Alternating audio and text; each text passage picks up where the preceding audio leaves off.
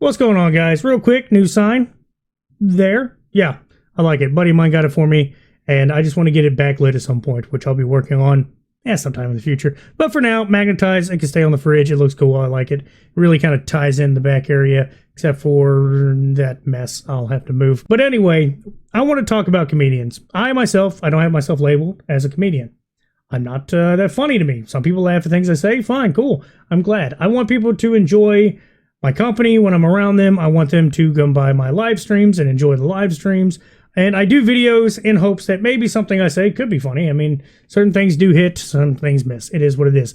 The peak of my comedy to me, what I did write is, or at least thought up and really meticulously wanted to do, was a very bad joke in one of my earlier videos.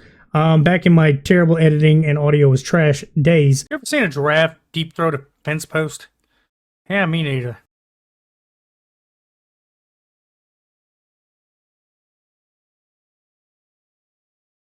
There you go. There was my cringy joke that I put into a video, I don't know, a little while back. Probably, I think, 2023. So yeah, it's been a while since I put that in. It was funny to me then. I still find it slightly funny, but cringy. But still, there you go. That was the peak of my comedy writing prowess right there. And it's not good. But I'm going to go ahead and share with you today a person by the name of Natalie. Now, what does Natalie do? She's a self-labeled podcaster, which she is. She's actually gotten people. The only famous one I saw going through some of her stuff was TJ Miller. So she has a somewhat productive podcast. And she's a Twitch streamer, and apparently she also is a comedian, self-labeled. And I try to watch some of her comedy, and I've never seen her before. Not to discredit her or anything. Not for that. But none of her comedy really stuck to me. All her bits were kind of terrible. It just seems she went off from story to story without really a punchline, or at least some kind of, little hook to the story that would be funny. And if any of that's to go by, I can only imagine what the beginning of this show was like, because from what I've read, a lot of the lore behind it, she's not really good in general. Apparently, her entire bits are pretty bad, and people just don't really like it that much. But she's getting ratioed right now with her most recent upload on her YouTube channel, which is this video I'm about to show you.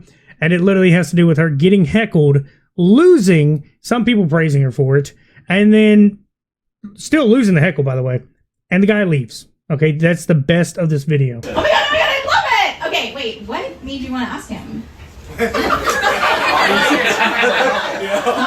Why are you making it sound like we're a couple? Oh my god, don't get scared. It's not my material. What? Oh, it's not that. Wow, it's not that. Wow, look at you. Yeah. I could leave right now if I I wanted. can roast you too. You can't just roast all of us and get nothing. Whoa! Is it just me, or did anybody else notice that tonal shift? Like everything went from like, oh yeah, we're all kind of having fun a little bit. And don't get me wrong, the heckler's kind of part of the thing, but I guess she just couldn't play the room right. He got a little bit pissy about it, but you notice that she didn't even try to play more into it. She just literally got mad because he called her out about not having material, which is like, the whole thing is supposed to have material as a stand-up comedian. When you work the crowd, that's fine, but usually, and I'm taking an assumption here, when you're working the crowd, you have some kind of thought set up somewhere to a bunch of different scenarios to where you can kind of work the room and it will work out for the best. But obviously, she didn't probably think of anything and just trying to go off of wit alone, which clearly she does not have a lot of wit. I see.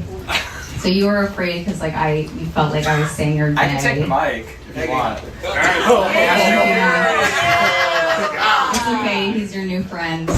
I will say this, it is such a hard time in this world right now. There are so many people that came together to be supportive and fucking amazing. Now, you think that would be the worst of it, and she's kind of already lost, and it's just like, oh my god, I'm in my feelings. No, it gets worse. She's about to go straight schizo. She's going to do a whole shtick of screaming and yelling and getting down to his level, this is where she loses. This is it. All bets are off. And you're putting no, fucking look me in the eyes. You're putting negative energy out here. This is the last show of my, look me in the fucking eyes. This is the last show of my weekend. It's a sold out show and you want to say mean shit to me, okay? So don't do that. You can leave.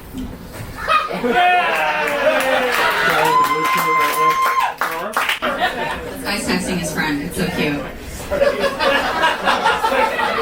You can leave too. I won't be offended. Well, out of some of the stuff that cut out is going to be where she was getting praised. I just thought that was annoying and unneeded because you're not praising anything good. You are actively a part of her meltdown, which is kind of wild way to go into 2025. And now being known as a comedian who just had a meltdown and lost her shit and went on a schizo rant. That's real great. That's fantastic. Another thing she ended up doing was getting the person's phone right there at the end where she said she wouldn't be offended if they left and try to read the message of the guy that left. And it was about as good as it can go. The only thing he says is, yeah, I was going to get kicked out because clearly she is too emotional for a comedian. Which, after everything I just seen, yeah, no, I'd have to agree with him. If you can't work a room and you get emotional and whine and cry and just start getting angry and talking about how the world is so bad instead of just being funny, you've lost. You literally lost. The only gimmick you had as a, play the room person is to play the room, and instead you just lost it and yelled at somebody. The only common sense decency thing or decent thing she did was literally telling him to leave. That's it. I've seen plenty of comedians when they're getting heckled, and you can kind of tell maybe they're losing a little bit, is, hey, you can leave, you're ruining it for other people, and then they'll throw in a few jokes. It doesn't land perfectly, but it works. It can get the people out and still get people to laugh. But no, you almost lost your shit and played victim for a second, and then you jumped off out of nowhere at the end acting like, oh, yep, nope, everything's good. You know what kills me? I think I can pinpoint her personality, what type of person she feels like to me. She feels like that one friend that nobody really likes that much, and all the time trying to say how funny they are and how quirky they are. So say you're going around somewhere and you see this pool, and they're always everybody's fully clothed, and she just goes, oh my god, this would be so funny if I jumped in there with all my clothes on, right guys? And nobody really answers oh no, it won't be that funny. They're, oh no, it'd totally be funny, watch. And they'll go jump in and get out. It's oh my god, I'm so crazy and quirky, right? I jumped in that pool, how funny is that? And the only thing anybody can think of is mainly the driver of the car going, great, now you're going to get my back seat fucking mildewed, you asshole. That is what she comes off as, is somebody that is just trying to be the funny one, trying to be quirky, instead of just being funny and quirky. Not everybody can do it. I'm not. I can't do it. I'm terrible at it.